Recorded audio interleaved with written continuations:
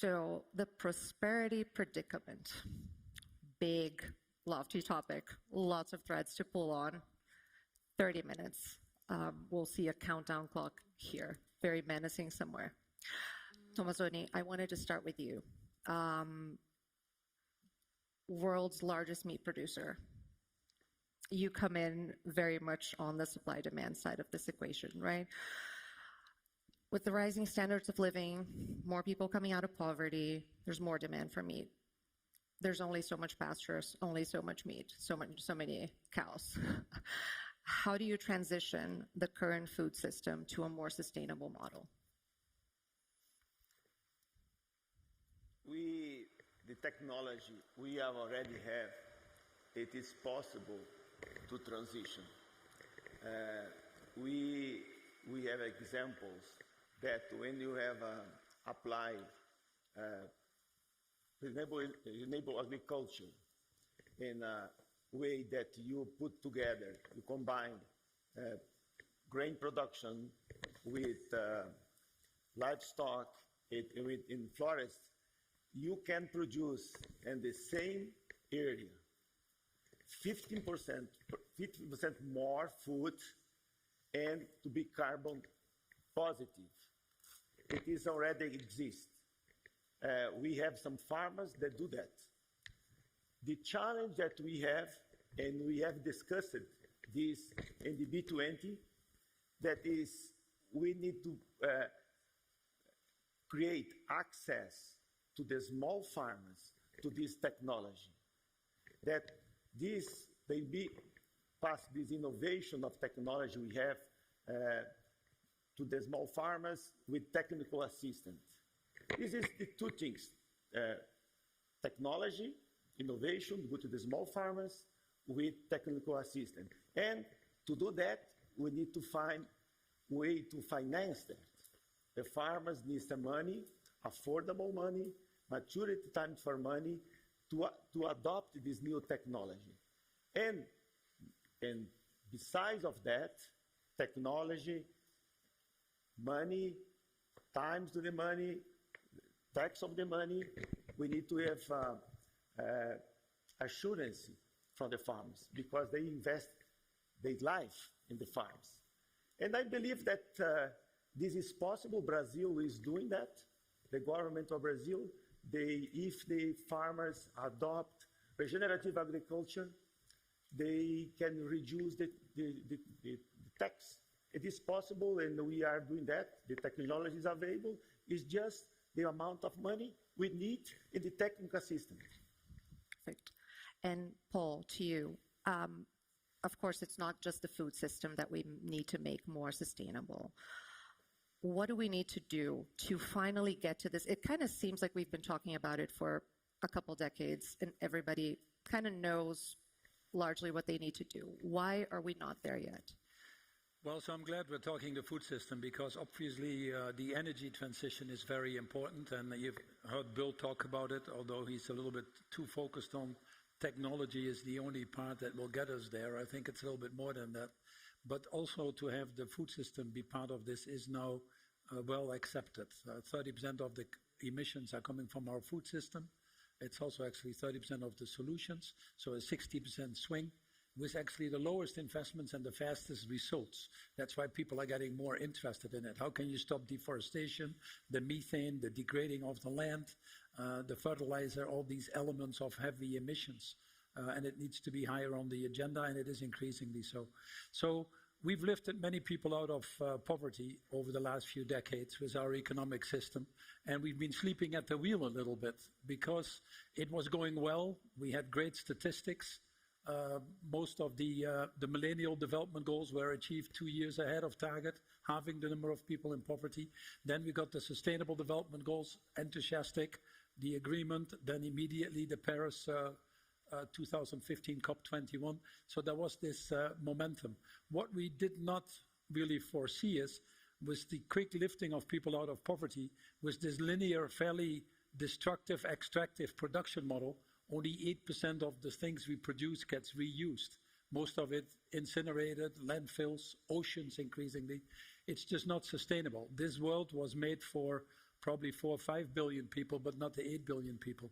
And it's catching up on us. You know, I always said you can't have infinite growth on a finite planet, and anything you can't do forever is by definition unsustainable. So we've been surprised as human beings at the speed. We're linear thinkers, we have an exponential problem. And exponential problems require exponential solutions. We got a little tip of that during COVID, but we haven't really fully absorbed that or internalized that. The beauty now is, to be honest, which is a sad situation, what I'm going to tell you, that so many things are coming together now that we are finally starting to understand that the system is really broken. You have the geopolitical tensions, you have the political tensions in the countries itself, you have the revolution of AI, you have increasing climate disasters being thrown at us, disruptions in the value chain, and the list goes on. People are starting to discover now that the cost of not acting is actually becoming higher than the cost of acting. So this is where the beauty lies, that we are not putting a bandits on there, like we did during the financial crisis or during COVID, but that we now look holistically and more people are asking themselves, what do we need to do to reboot these economies and to change them fundamentally? And all of a sudden, the economic forces are driving you there, frankly. Technology helps.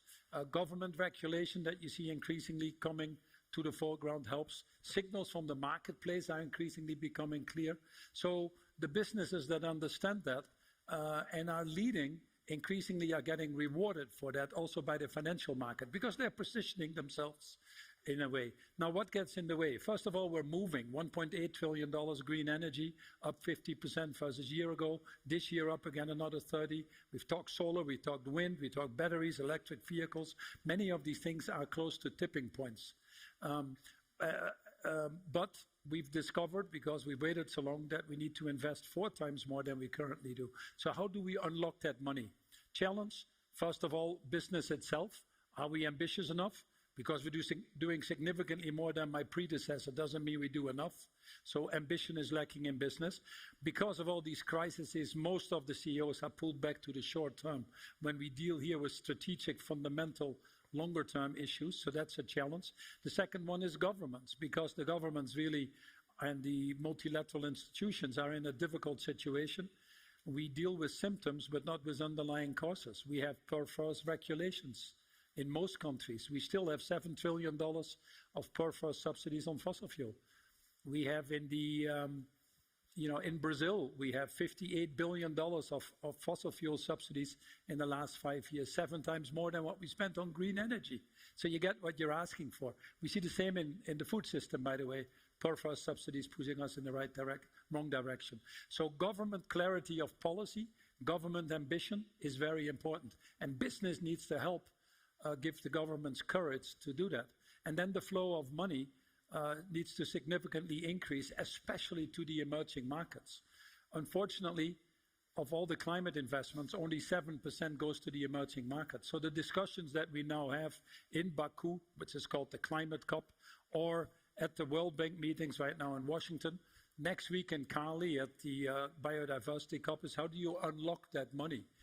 By all means possible, because I think governments are starting to discover as well it's better to spend a little bit more money creating the right, more equitable, more sustainable economy that also works for future generations, and save yourself increasingly the costs that are now being wasted, to be honest.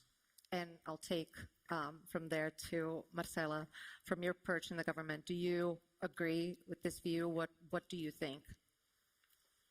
Look, I mean, everything that my panelist said is right on in terms of our global challenges. I think when you think about the original question of sustainable development or inclusive growth, let me honor the title of the conundrum or the predicament on growth. And I think fundamentally, we need growth to lift people out of poverty. But also, growth is exclusive by nature. It basically happens where capabilities aggregate, where you have people, where you have infrastructure, where you have talent.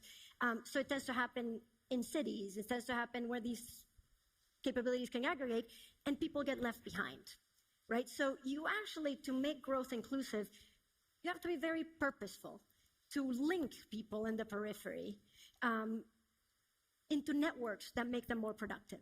And these networks can be physical, water and roads. More and more, they're virtual, right? Access to finance, we had that conversation. The hardest ones to scale are social networks. Poor people hang out with poor people, they don't grow, right? So I think you do need government, you do need regulation, because to incentivize that last mile investment to really integrate people. And then, of course, you need an environment, which I think has been created in Brazil with the central bank, where innovation flourishes, where some of those disruptive technologies can really disrupt all industries so that inclusion can happen faster. And we were talking a little bit about the importance not just of regulation, but of appropriate, targeted, correct regulation, right? Not just go out regulating everything, but be targeted about what you're doing. Yes, absolutely. I mean, I think, probably one of the clearest correlations is richer countries have more regulation, but precise regulation. And that's the role of the private sector, to really inform the public sector on how to regulate in a way so that you can have a functional market. Paul, do you think we do that appropriately today? So where we are currently, it's very difficult for individual companies to attack the challenges at the speed and scale that is needed. Perhaps only 20% can now be done by individual companies, usually a little bit more greening in Scope 1 and Scope 2. Increasingly, the legislation pushes you to Scope 3. The European Corporate Sustainable Reporting Directive is an example of that. So increasingly, we need to look at these partnerships that need to be formed. And as the political environment is difficult, and you do need at the end the right frameworks to operate, it is very important that you get the coalition of businesses that are responsible to help de-risk these political processes. We saw that happen in Europe with the nature protection law, for example, where we have 150 companies, 160 companies that went to Brussels and said, despite moving more to the right in your elections, we still want you to protect nature, because otherwise the cost that we're getting in our businesses is significantly higher. We saw the same with the Green Deal. People don't like regulation, but it's better to have the right regulation than getting increasingly an amalgamation of things because we're not addressing these issues. So business needs to move from lobbying, which is very much a disease right now. $6 billion goes to Washington, and it's all doing it for your own self-interest, to what I call, in my book Net Positive, I call it positive advocacy, where we work together and say, what do we need to do to clean up the mess in the fashion industry and pay people decently in the value chain, ensure that we don't pollute the water, be sure that we protect and restore biodiversity instead of destroying it. We were 2% sustainable cotton 10, 20, 30 years ago. We're 2% today. The only difference is we use 10 times more cotton. So the 98% has become 10 times worse. That's why climate change goes up. That's why there's more plastics in the oceans. That's why we have more inequality. So business needs to say, I'm responsible for that, but I'm not only responsible for that, it's in my interest to change it, and I'll help you put the right policies in place. And unfortunately, we don't have enough courageous leaders that are willing to do that. The average tenure of a CEO is now 4.5 years. The moment they get the jobs, they're thinking on how can I get into my retirement mode. So it's hard work. It's not easy, these things. But I always tell people, what's the alternative? Give me a better alternative, and I'll spend as much, if not more, energy for that. Tomazoni, I wanted to ask you about the behavior of the consumer. At JBS, if you put a label, a green label, of this is raised sustainably, this cattle had reduced emissions, and you have to pay a little bit more. Do you find that people do that today more than they did maybe 10 years ago? Our experience that the consumer, they don't want to pay the bill for the transformation. If you bring the same product, one is less carbon footprint, and you charge a little bit more, consumer not take it. Consumer, they don't want to pay the bill for this transformation. In reality, the solutions is to transform the system. We know that to be sustainable is more efficient than the way that we produce today. This is clear. If you are more sustainable, you are more efficient. The transformation will take some time.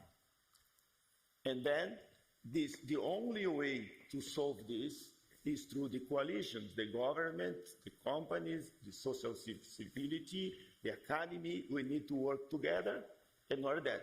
But the main issue, to push action, we need to have money.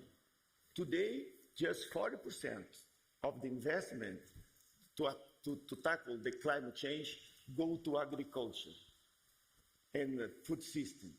And we know that food system has the potential to capture 23% of the all emissions of the global emissions.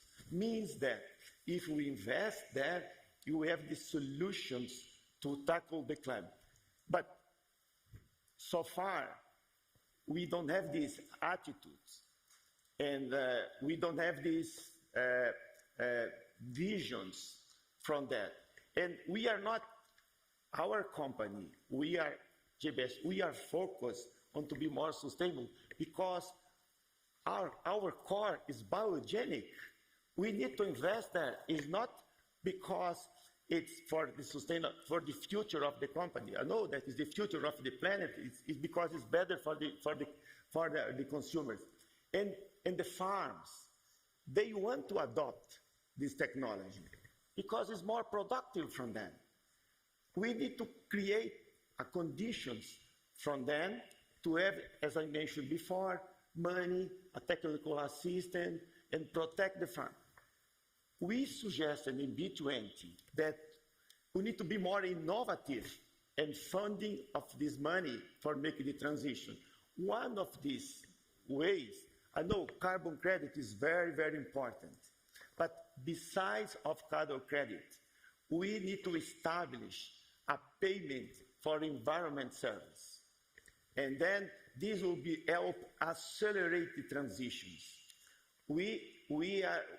I strongly believe that food system, meat production, is part of the solution.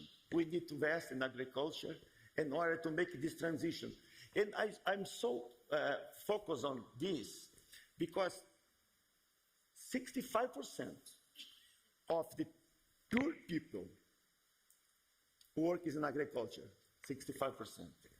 We have 1/3 of the population that suffer for food insecurity. If we transform this system, we can tackle the hungry, we can tackle the food insecurity, we can tackle the crime, and we are able to develop a new economy. It's good for everyone. It's important to be conscious on that. I mentioned that I was honored to be chair of B20, and we bring this